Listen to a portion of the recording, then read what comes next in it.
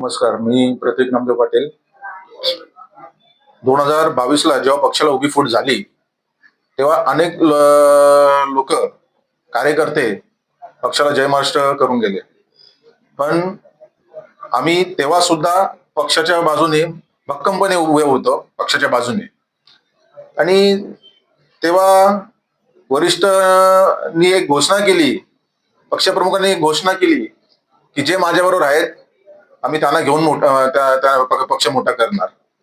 मला एक कळत नाही की जेव्हा विधानसभा आली तेव्हा जेव्हा पक्षाला जी माणसं सोडून गेली त्यांना का स्वीकारले? मग तेव्हा म्हणजे सोडून जाताना गद्दार आणि स्वीकारताना सरदार.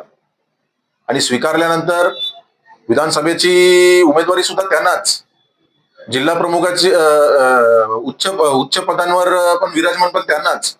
पण नेमकी हा जे संकट काळात थांबले जे शिवसैनिक आहेत किंवा पदाधिकारी आहेत, हा त्यांचा होणारा अपमान नाही का? त्यांचा खच्चीकरण नाही का? इथे येऊन बघा तळागाळात परिस्थिती काय आहे. इथे फक्त रील काढणार, फोटो सेशन करणार, महिन्यातनं एक कोणतरी नेता येणार, तो फोटो सेशन करणार आणि तो तुम्हाला इकडे येऊन सांगणार. तळागाळातला शिवसैनिक अत्यंत दिक्कत परिस्थितीत आहे.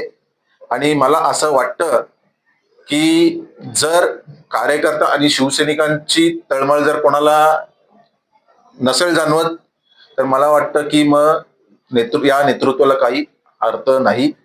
आणि म्हणून आम्हाला असं वाटलं की जे माझ्याबरोबर युवासेनेचे जे पदाधिकारी आहेत, जे मला ज्या खांद्याला खांदा लावून लोकसभेला ज्यांनी माझ्यावर दौरा केला, विधानसभेला ज्यांनी प्रामाणिकपणे कामं केली, की कुठेतरी थांबायला पाहिजे. कारण तरुणांचं भवितव्य कुठेतरी खराब नको व्हायला, म्हणून आम्ही हा निर्णय घेतला की राजीनामा देऊया. ह्या राजीनाम्यानंतर